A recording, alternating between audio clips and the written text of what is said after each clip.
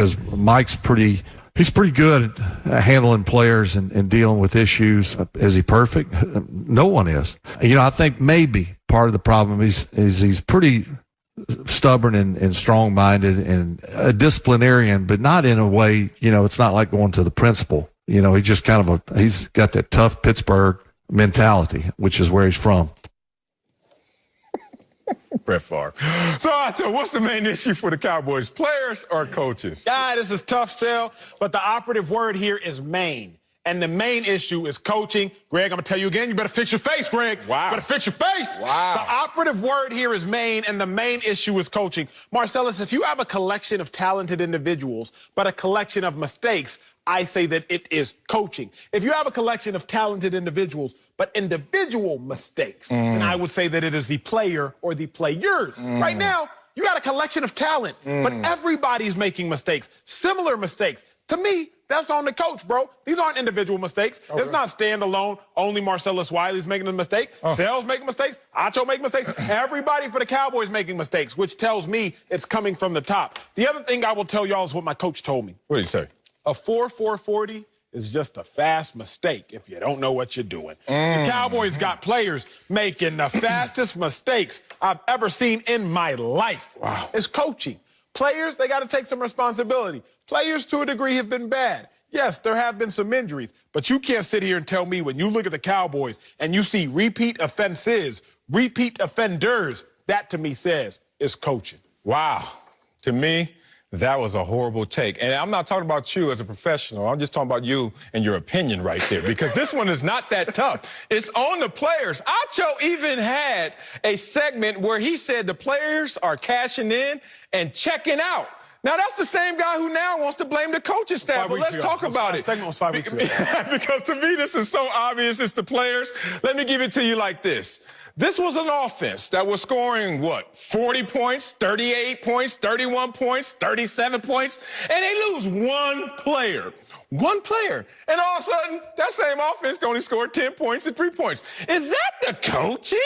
Or is it the fact that they just lost that one dynamic player? It is on the players. But, Acho wants us to believe that, somehow schematically the players are not put in the right position or they're not told and reinforced the proper way to play football. Really?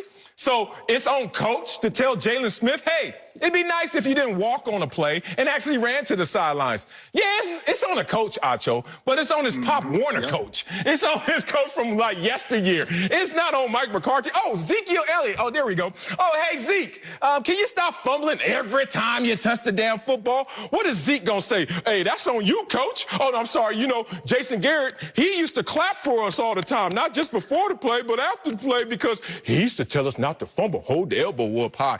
It's not on coaching. It's on these players to take the coaching on the field between the white lines and execute. Acho, enough with the excuses. Gregory. Oh, my God. See, I had to, it's Halloween, so I had to dress up for a minute and become Lombardi. So, Acho, I want to explain something to you. Please. So last year, this Dallas Cowboy team, were they struggling? And what changed this year? They changed the coaching. So you addressed the coaching, right? So now, after addressing one issue, it's time to investigate the other. What is the other? The other are the pieces that we have when we're talking about personnel. Now, we address the coaching, so you can't keep making that excuse because Jason Garrett was the problem. Recall that? Okay, yes, you do. So now you get this guy in Mike McCarthy, and all of a sudden he's inherited a team that has no established culture, that is not the identity that he really wants to establish. You have to give that time to be developed and created, because what time will render you eventually, if given time, is one of these,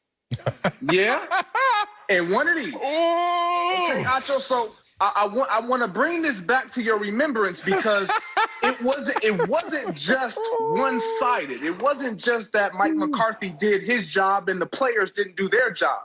It was a collaborative effort. And once you find out who your coach is going to be, now you have to give the coaching the pieces that they desire, not the pieces that were already there all the time. it takes time to sift through. Are some of the guys bought in solely or wholeheartedly? I don't believe so. Sometimes you have a sense of entitlement. You know what? It's Mike's job to identify that and reel that in so that he can accomplish what he set out to do. Wow. Jennings. 2 bucks, please, me and Greg. Oh, why y'all kicking me out when I'm having fun? I got to talk to his heart. Greg, I can tell what kind of guy you are. Uh-oh. See, in 2020, Greg, men that lack substance, they have to overcompensate with shiny objects and shiny toys. Oh, because you ain't got none. Men that lack substance, oh, let me buy you this car. Oh, let me buy you this necklace. See, you're going to distract the audience from the fact that your argument lacks total and utter substance by trying to distract them with a shiny object. Hopefully, my audience ain't no gold digger. Hopefully, my audience don't get distracted by the toys and they can focus on the personality and the substance, because I'm about to hit you with some substance. We can go 3 box. I can tolerate Marcellus for the time. Oh, really? Hey, you're getting a little too comfortable with that 2-box stuff, too, cuz. Hey, chill. You know over here. Chill, okay? Look, last year, bro, the Dallas Cowboys, they were, 9th in total defense. They're currently 27th. They were 11th in scoring defense. They're currently last. They were 11th in rush defense. They're currently last. Gentlemen. Yes, sir. The Cowboys did not lose a whole bunch of players on defense. They didn't lose any All-Pros. Didn't lose any Pro Bowlers. Didn't lose any stars. But they got significantly worse. Byron Jones. What changed? They added a terrible coach. Not just McCarthy, Greg. Not just your beloved Mike McCarthy, who got you a ring, and so you're forever infatuated with him. By the way, you can return rings. I've seen that happen before in previous relationships that have gone south. So, Pete, I'm going to hit y'all with substance. Please do. The Cowboys changed their coach, and they actually got worse. They want Jason Garrett back, Greg Jennings. I never thought I'd hear the day. Cowboys fans on social media, Cowboys fans online, Cowboys fans on television, please bring us back Jason Garrett. Jason Garrett was 8-8. The Cowboys miraculously got worse without him. But I'm going to give it to you like this before I end my first lap. Mike McCarthy's last 22 games in Green Bay, 7-14-1. He leaves. Get out of here, Mike McCarthy. Bring in Matt LaFleur. Matt LaFleur's last 22 games in Green Bay, 18-4. I mean, come on, Acho. Give McCarthy some time. Okay. Let's talk about the Cowboys defensive coordinator. Mike Nolan, Cowboys defensive coordinator. Last time he was a defensive coordinator, Atlanta Falcons, they ranked 32nd. Oh, my God. Fired Mike Nolan. Next season, the Atlanta Falcons jumped up to the 16th. Cut that performance in half. So I'm going to tell y'all, Greg, get over your bias, put away the shiny objects. Marcellus, do your homework. It has to do with the coaching, gentlemen. Boy, it's solid. So I'll address the shiny objects first. The shiny objects are not sold separately. They actually come with the body of work. So with my body of work, you get all of me. And this is all of me. So I'm sorry that you haven't accomplished that. However, let's address the issue at hand. When you look at Mike McCarthy, yes, he is the head coach. So it does fall on his shoulders. Did he hire a coordinator defensively that has not gotten the job done? Absolutely, you're 100% correct.